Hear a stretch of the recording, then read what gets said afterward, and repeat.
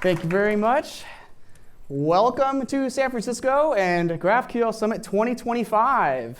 My name's Andy Garcia, and I'm a solutions architect here at Apollo. And I'm Eric, also a solutions architect. Today, we're excited to talk to you about schema design in the age of AI. We want to get you prepped for the new era that's already arrived and help you and your company evolve into everything it needs to be for what's to come. Let me get a quick read of the room first, though. Raise your hand if you use AI in your day-to-day, such as ChatGPT, Claude, GitHub Copilot. Raise your hand if you use that every day. Look around there, a lot of people here. Raise your hand if you are working on or will be working on an AI project at your company soon. Now raise your hand if you just broke an NDA by raising your hand. Put your hands down, put your hands down. I'm kidding. At this point in 2025, it's absolutely undeniable that this new age is here, the age of AI. The questions that we need to ask ourselves is, how does this affect me, and what do I need to do differently? There's lots of ways to explore this, but specifically we're going to hone in on what's happening in software. Now obviously, what I can say here is that software is in the middle of a paradigm shift.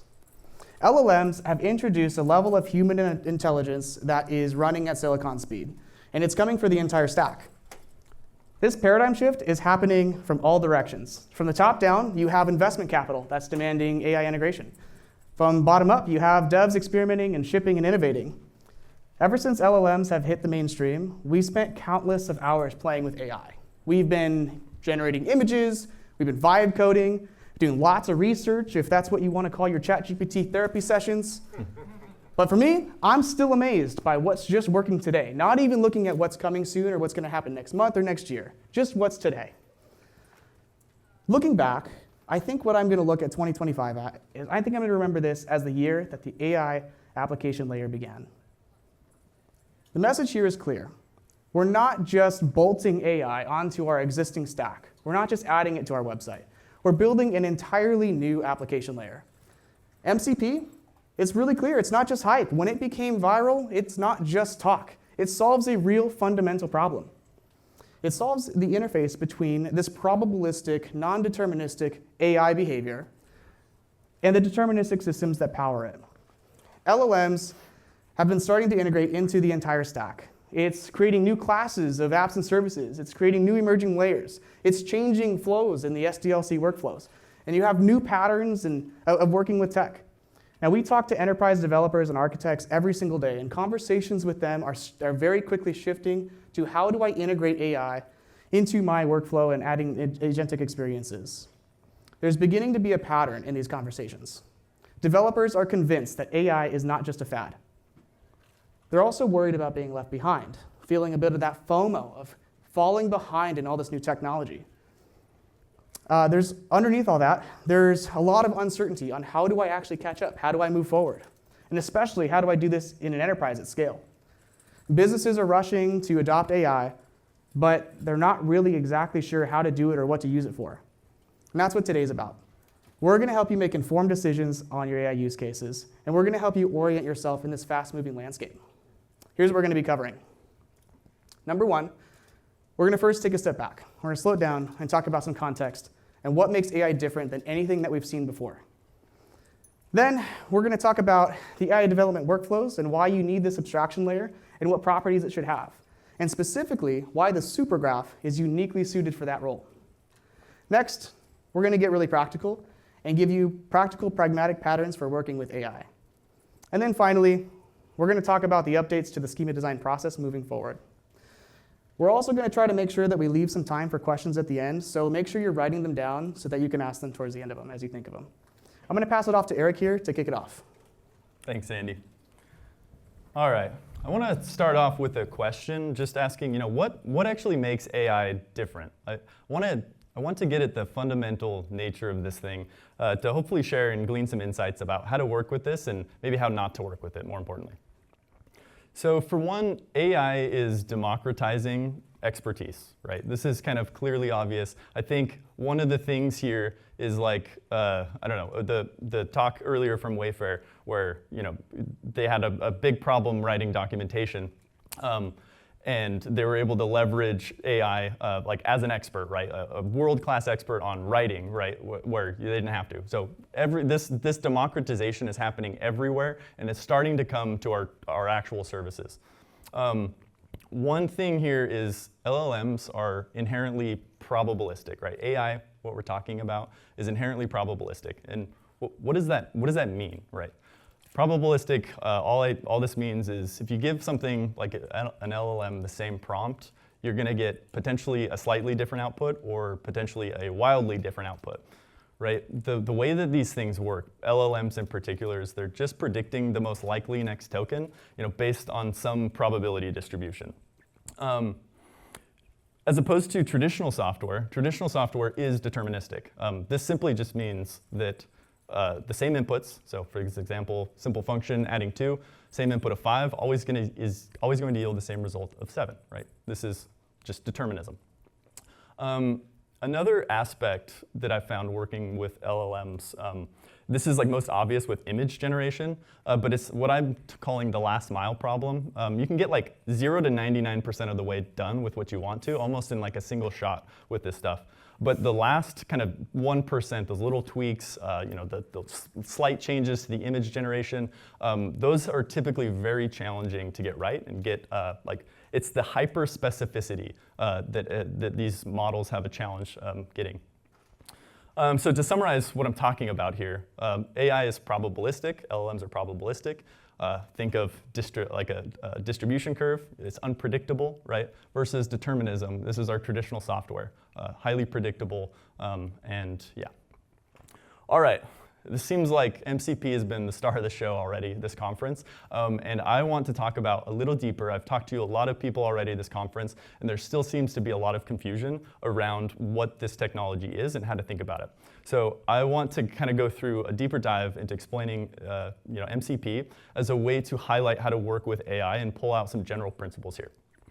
So at the end of the day, MCP is just a client-server protocol. It's all the spec kind of says. It's an agentic client-server protocol, but it's just a client-server protocol.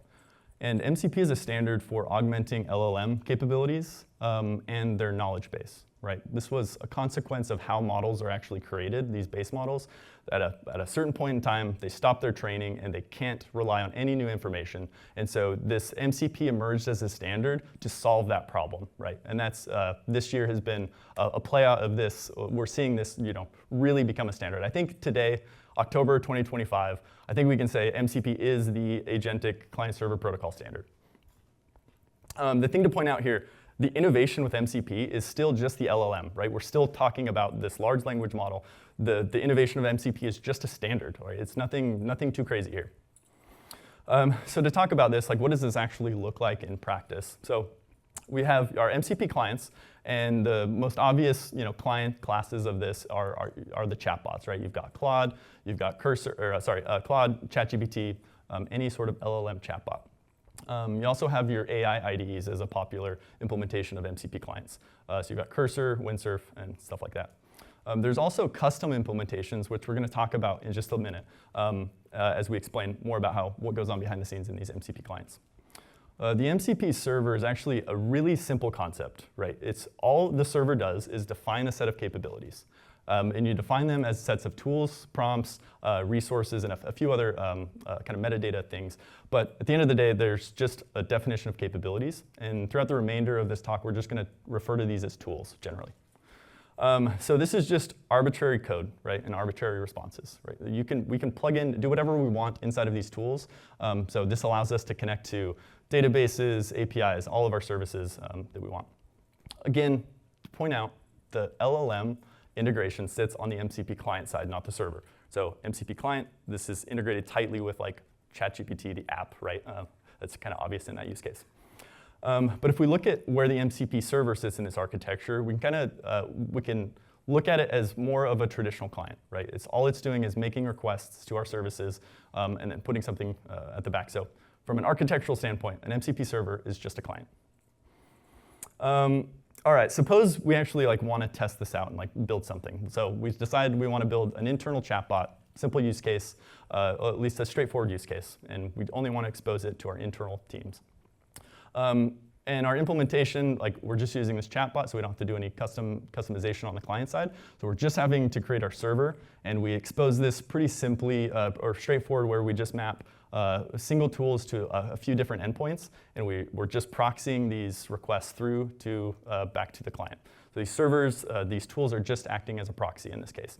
So straightforward implementation, and it works for our use case. So the flow here is user calls in, starts using the app, calls into the LLM. LLM decides to invoke a tool call. The tool actually gets called, sends the response.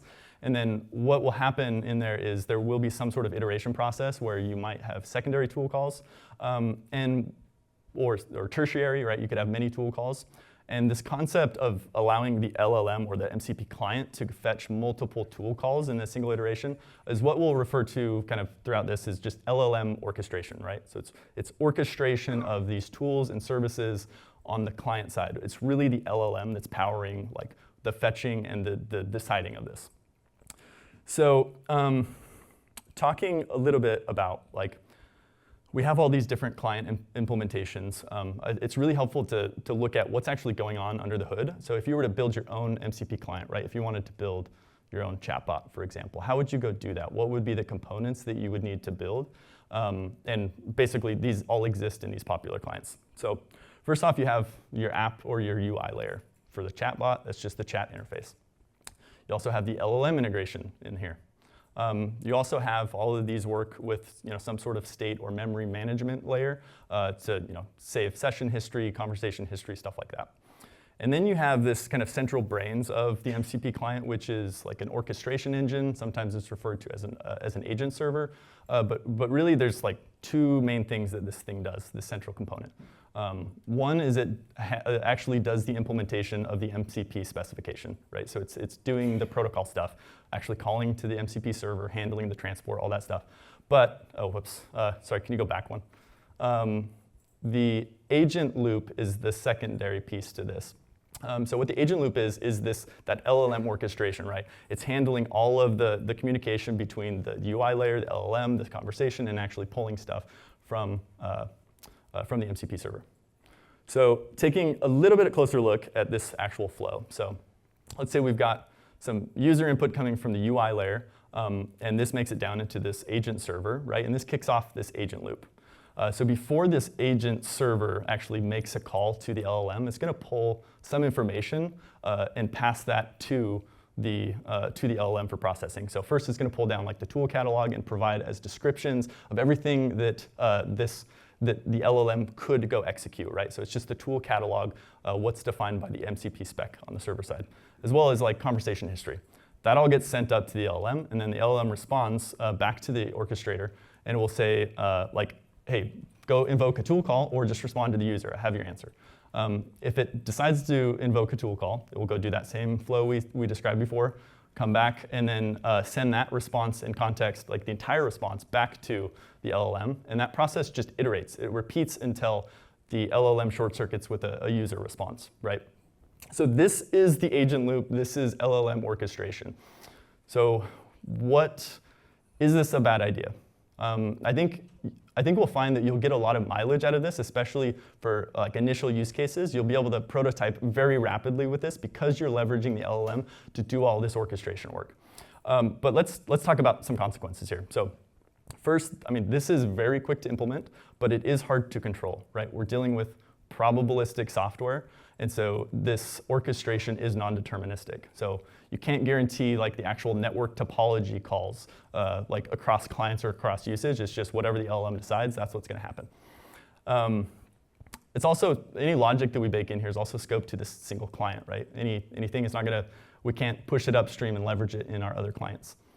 And then the big point here, especially in 2025 today, orchestration cost. It happens at token cost, not at infrastructure cost. And so you're not only just getting non-deterministic orchestration, you're doing it at the cost of tokens, which can be very expensive.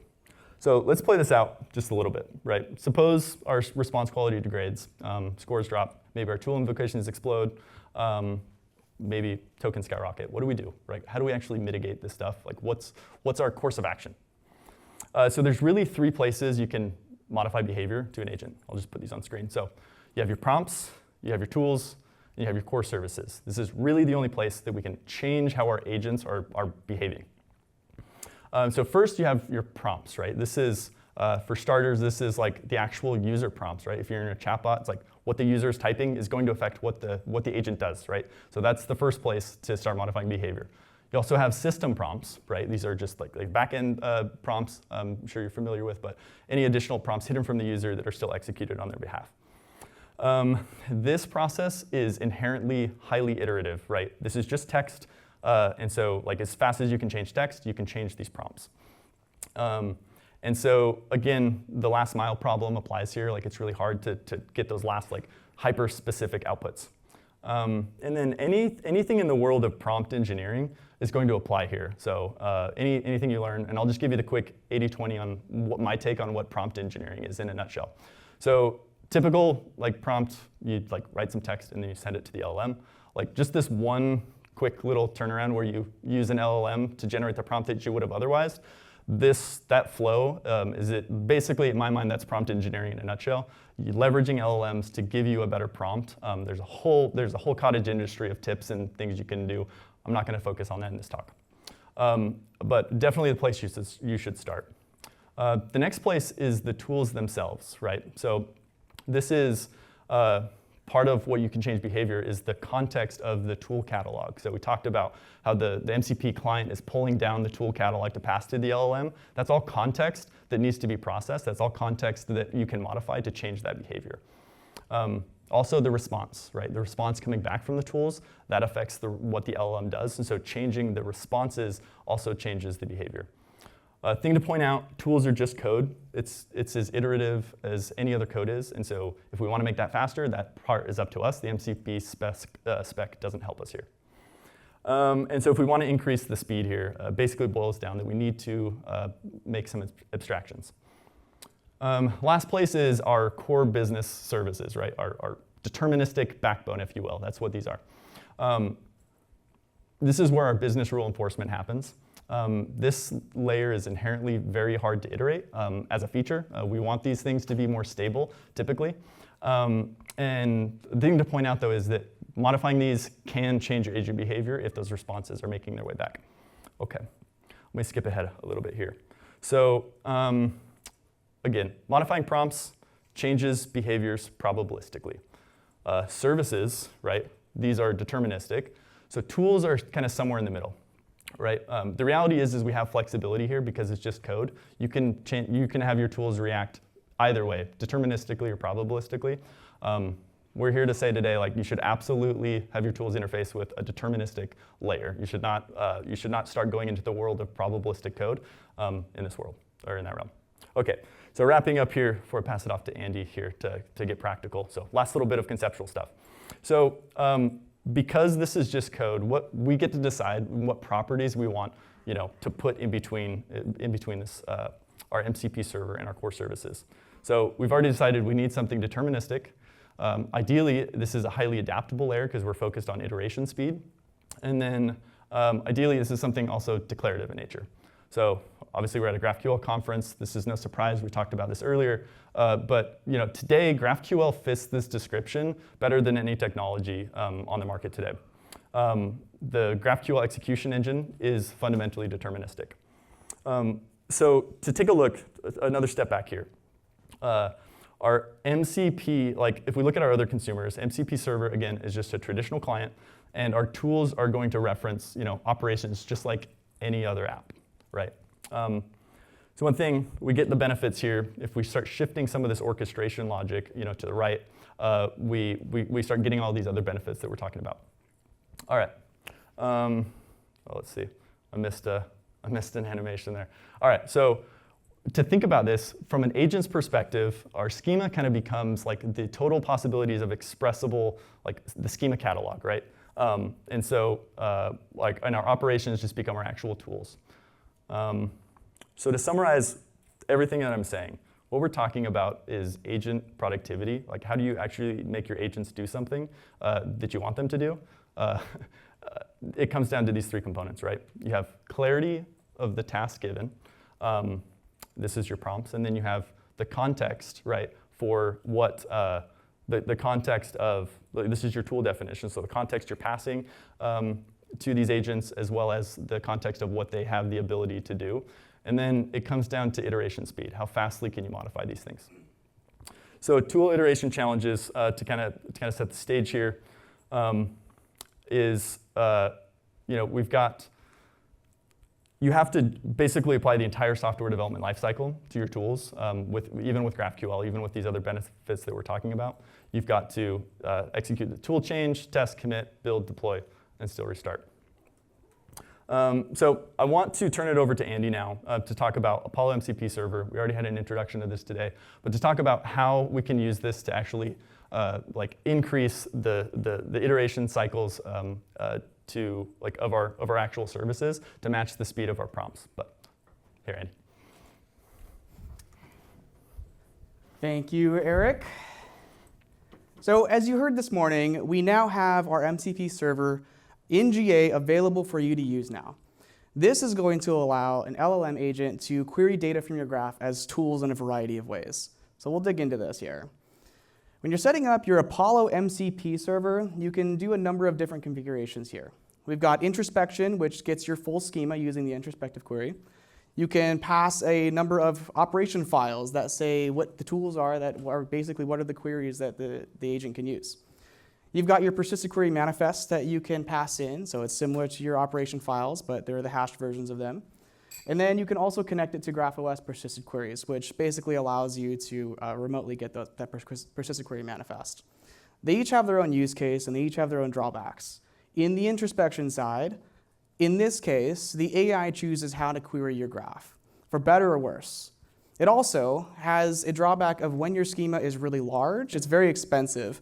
It could even just completely give you hallucinations or not work at all. In the operations side, you have to deploy all those GraphQL files to your MCP server. The same thing goes for the persistent query manifest. Now, when you connect it to GraphOS persistent queries, you no longer have to do a deployment, and you're not worried about those files. But you do still have to publish that manifest up to GraphOS. Apollo MCP server changes the game here. We're going to define GraphQL operations outside of deployment and infrastructure. We're going to define them specifically as operation collections in GraphOS. This is going to enable a highly iterative workflow. You define your GraphQL operation in GraphOS, you save it to your operation collection, and then it automatically becomes available as a tool in your configured MCP server. No code changes, no deployments, no restarts. Just save the tool, and then you're going to be iterating on your tools at the same speed that you're iterating on your prompts. Pretty cool, right? Let's go see it in action. Now, before we begin, I'm going to be using Rover Dev in my examples to start the MCP server. Now, you're probably not going to be using this in production, so on the left here, there is a QR code with a link to the Apollo MCP docs specifically for how to run MCP servers. It's going to be available in the different ways that you have your stack going. And if you're new to MCP, on the right side, there is an MCP Odyssey tutorial showing you a lot of the material I'm about to go through very quickly, but also giving you a little bit more insight into it. Also, there is an MCP workshop available at Summit today if you really want to get your hands dirty. And in fact, it's happening right now. But you're here. So you're not going to be able to go to that one, but good news for you is that it's repeated tomorrow at 1 o'clock. So if you want to go through this tomorrow, you can do that. But let's get to it. So this is the command I'm using to run my MCP server locally. I'm using Rover Dev. It's the same command that you've seen and used before with Rover Dev, except that there's one more flag at the end, the MCP flag, and it's passing an MCP config YAML as a parameter. The contents of this is really, really simple. We define that the operations themselves come from a source collection, and then we provide the collection ID. Now, this collection ID can be the ID of any shared collection that you have, but in this case, it's just the default collection for the variant specified in our MCP server. Now, after we update and connect our cloud settings, we can use we can see that the MCP server is available in the tools. And then, now that we're starting fresh, when I click on the MCP server, it's going to say no tools available. Now, you might have noticed that it was completely disabled because there's nothing for it to use, so let's go change that. Now, I've connected my local sandbox to GraphOS so that I can use its operation collections. And here, I'm creating a new query called search for products and titles, or product titles and prices, and it does exactly that. It runs the search query, and then it provides the search input as an optional variable, And then it returns the ID of the products, the titles, and the prices. Now I can hit the Save button to save it to our MCP tools collection. And you can save this to any shared collection, but remember in our MCP config, we said we're going to use the default collection. So we pick that one, and then we hit Save. And after a few seconds, my Rover Dev terminal output is going to show me that it detected a new query in the operation collection called Search for Product Titles and Prices. And looking back at Claude, I was able to see in my tools the new query that was saved into my operation collection.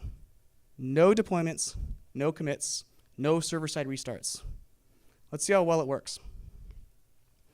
When we manually run this query without any input parameters, we get back all the products in our system. In this case, we have 5 total products. We have 3 Air Jordans, and then 2 other random products. Now I asked Claude, I need to know the prices of all the products that start with Air Jordan, and it very quickly picked up on the new tool. It ran my query and gave me an excellent response with those prices. Now I wanted to see exactly what it ran, because it did in fact filter to the products that started with Air Jordan. So I went ahead and clicked on the details for the tool, and here are the results.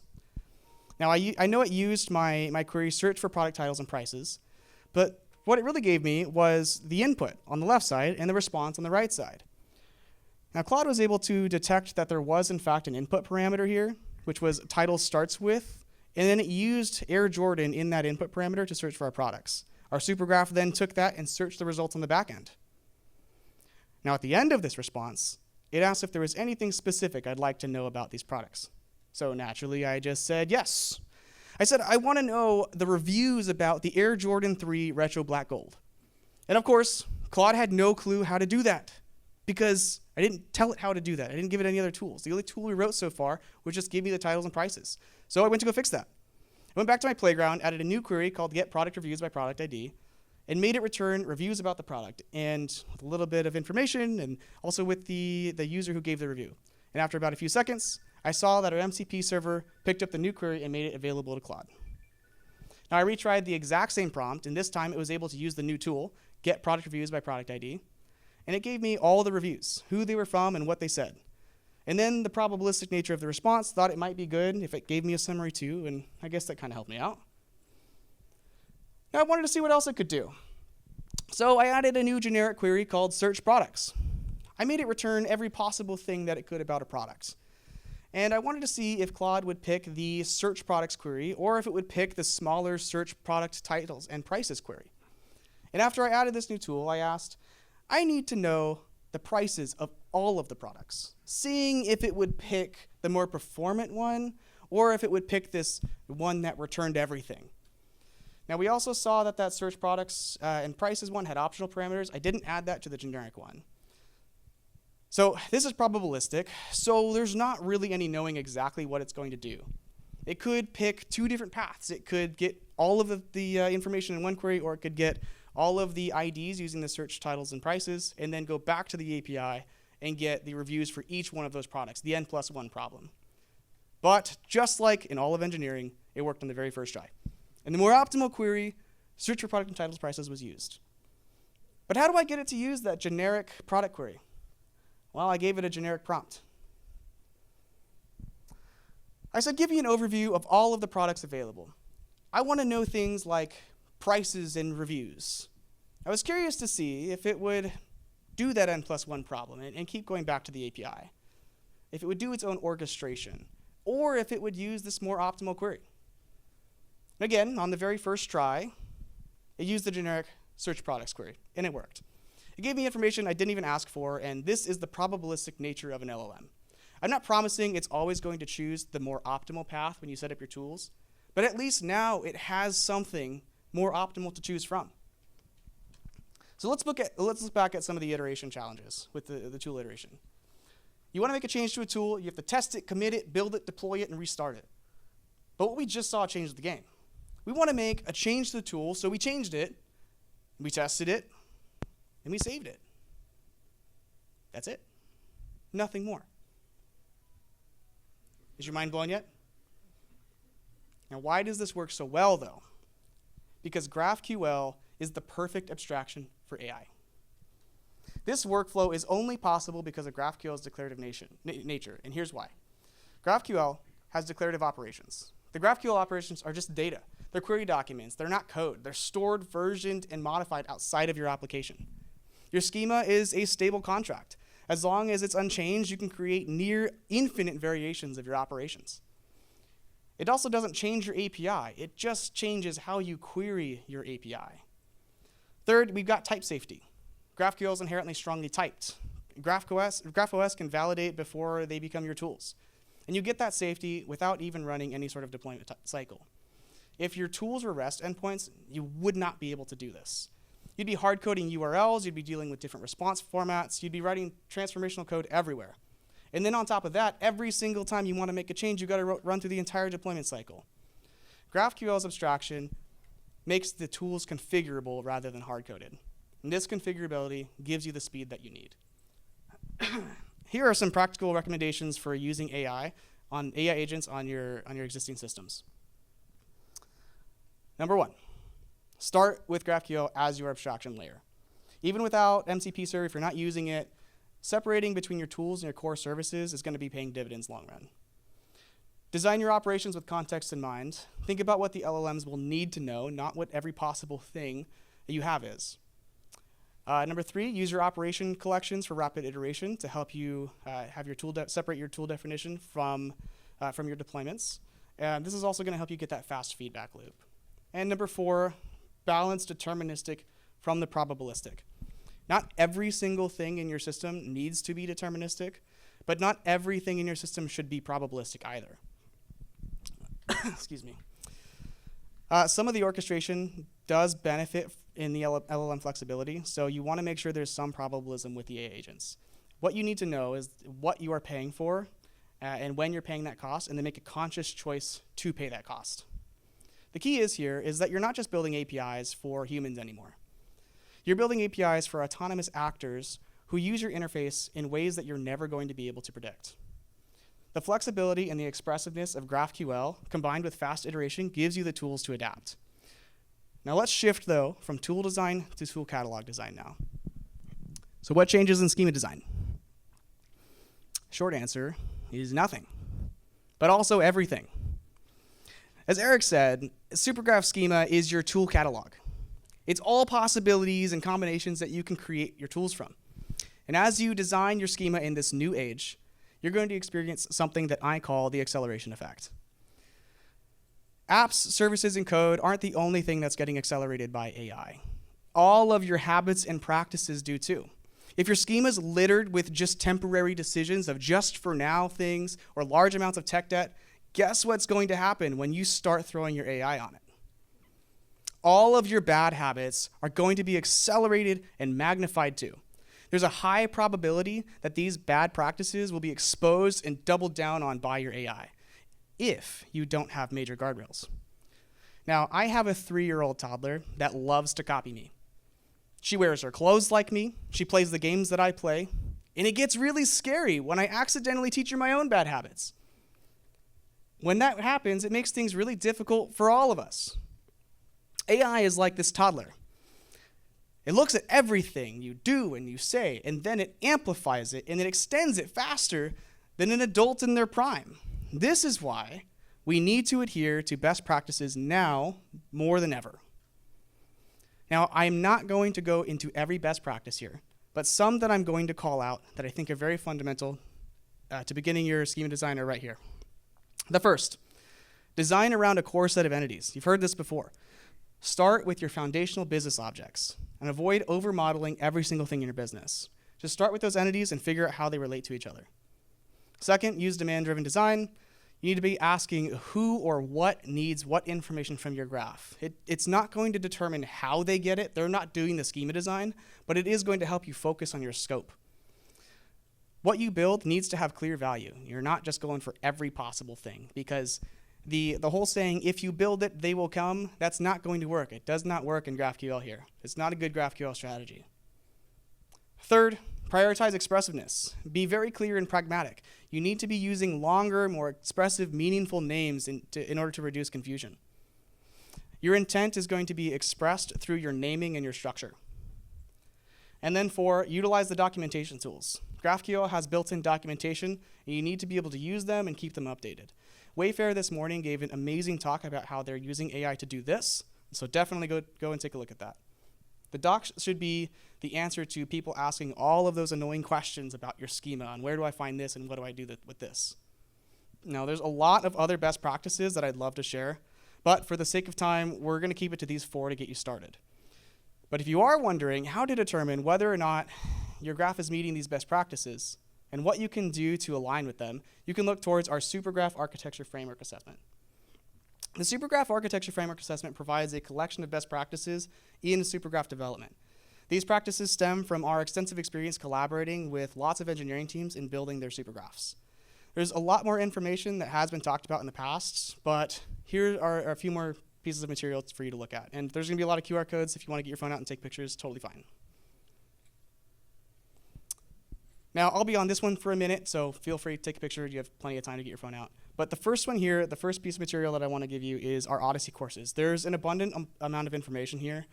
There's information on schema design, how to write resolvers, even how to steward your graph. And for the enterprise customers, there's enterprise-only material in there.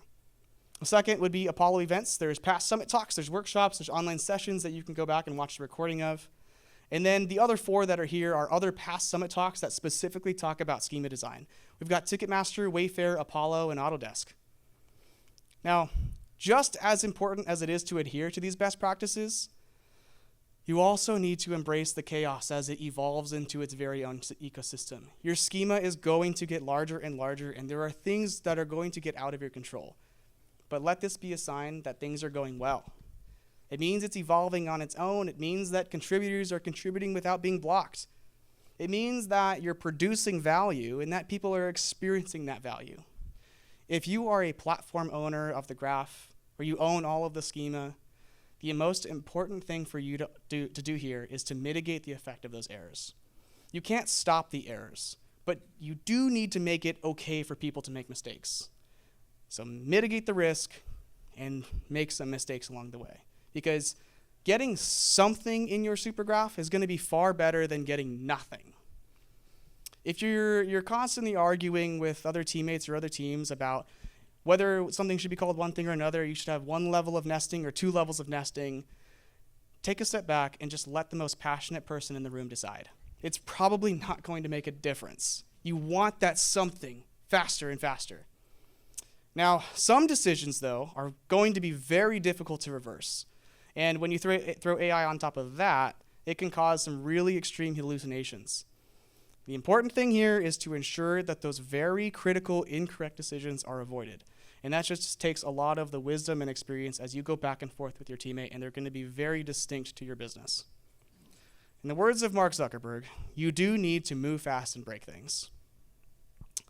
Everything else is moving fast, so you should be too. I'm going to pass the microphone over to Eric to wrap it up. Thanks, Andy. Oh, is this one still good? I don't need this one. All right, sweet. Oh, I do need the clicker. Thank you. All right, just a couple more minutes, and then we'll kind of end with some questions. But I just wanted to share some thoughts just around just how fast things are moving and just giving you my take just as a closing thought. I had an extremely hard time with this talk. Andy and I spent a bunch of time. It was a fairly short, anyway, maybe 6 weeks ago we started planning for this. But I had an extremely hard time like studying, doing research, and it dawned on me it came down to the pace at which this is happening, right? These changes are happening. I finished this talk on Friday, and I wrapped it up.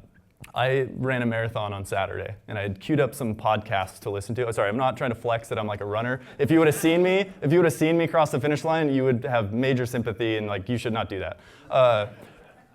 Anyway, I had queued up some podcasts to like catch up on the industry trends, because if you don't listen to something for a week, you're out of date. And I had a whole section on like LLM token costs with some specifics that was outdated like mid-run, right? I'm like, I've got like 5.5 hours left in this thing, and I'm like stressing out about my slides, and like the whole things were irrelevant, right? And setting the context to last night, I was working on like again reiterating, and I was watching OpenAI's stuff, and I'm like, oh my gosh! Like as I was learning about this, I thought, my talk might become irrelevant, just like this token cost thing. I was like, what if this announcement is something massive that just makes, maybe LLM orchestration is a valid thing, and I'm just going to be talking nonsense. Luckily, it didn't take me long to figure out that they're just like reinvesting in MCP. That's like the takeaway. So, disaster averted for this. Everything we talked about definitely still applies. But it's just, these things are moving so fast. And I've been talking to people here at this conference, and I know you all have questions. And so I guess just in closing, I just want to encourage you all to continue to talk to each other. I had a whole other section of like 10 other slides that I wanted to talk about. I even told Susan I was going to mention her talk. I guess I am now. In that section, everyone go to Capital One tomorrow. Jake can go off. Anyway, great product level lens thinking. Anyway, I had a whole other talk. I had to switch it out because I really think. Anyway, I want everyone here to take advantage of the fact that we are together, are in person. Share what you've been sharing with me, and I think we'll all leave this conference much edified and kind of ready to kind of pull the reins on this new technology and use it to our advantage instead of being scared and uncertain about our path forward. So with that, a few takeaways, and then we'll end with some questions. So to summarize, agent productivity is a function of these three things, right? It's the clarity of the task given, it's your prompts. It's the context, again, context around the server or what capabilities it can do, and the speed of iteration on both of those things. Again, GraphQL today is the best abstraction for these tool iteration workflows. There's not a better one that I've found. The other thing is schema intelligibility is even more important in the age of AI. Andy said it best, like, what's changed? Nothing and everything, right? Like the importance of a doc string has always been important, but it's even more important with these agentic workflows. So every practice that we've talked about still applies. And lastly, come to the party. That's right now, right? Anyway, that's it. What questions do you guys have? We'll stick around, and if not, you can talk to us at the party. I think we'll take 2 questions, if there's any questions right now. That's one Got one up here. Got a mic over here. All right. Thank you very much, everybody. So you mentioned with MCP being introduced, it adds another layer of complexity. Mm-hmm. How does that sort of play out with breaking down the monolith, right? You just mentioned that we need to be careful with the entities and whatnot, but what if we are at RESTQL? What if we already have the monolith and it's too late to move away from that? How does MCP interact with that? It's a good question. So all MCP is going to do in your current stack is just increase the client complexity. If you remember, the MCP server is just, if I'm getting your question, if the MCP server is just acting as a client, and so it's just going to make that problem worse. And so I'm not sure, did you have like a specific, I didn't catch like the specific question. It's more of adding new tools, right? Like what you just mentioned, adding the different tools in Claude, right? So if you have a gigantic monolith, how are you going to manage all those tools? Good question. So the idea, like what Andy was kind of showing in his is like the, if you just give every tool to it, like it's going to get confused. And so the idea is that the schema as a tool catalog, it's not like you don't give everything, it's just all of what's expressible to do, but you do need to narrow those down, and that's where like the operation collections workflow with the MCP server is like really beneficial because you can just remove things very easily, you can change them, you can stitch them together, and you don't have to do that like deployment lifecycle. So you can you're modifying operations, but yes, it is a problem, right? You have to scope the actual tool set, and it all comes down to what operations essentially you're giving. Yeah, I'll add on to this as well. I think there's also a sense of you have to walk before you can run. And so if you're right now at a spot where the biggest and most effective thing to do for your company is to break down the monolith, then MCP is likely going to be unrelated to that, even if your company wants to do that. And you might still have to. But focus on the fundamentals. Breaking down the monolith is going to be really big.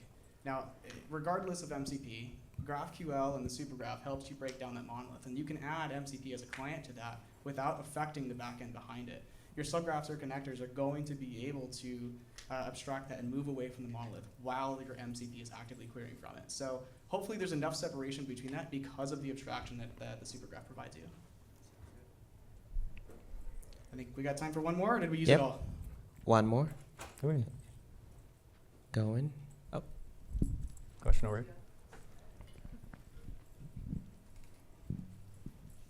Hi there.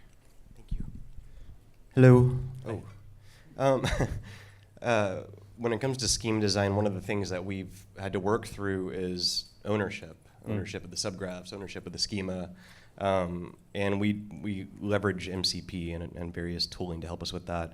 But something that isn't provided, so I'm just kind of curious if it's something that's on your mind or that y'all intend to work on, is within the Apollo Studio interface itself.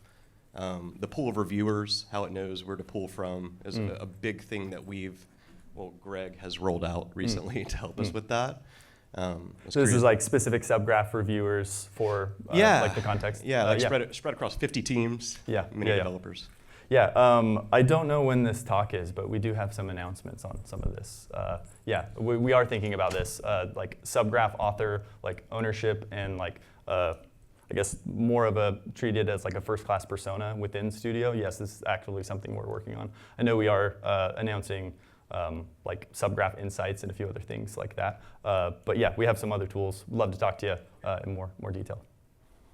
Yeah. Awesome. Yeah, I think we'll probably cut it. I know you guys probably done with this. We'll stick around if you want to ask us some questions. Also, go to the party. We'll be there. We can continue this conversation there. Please give it up for them.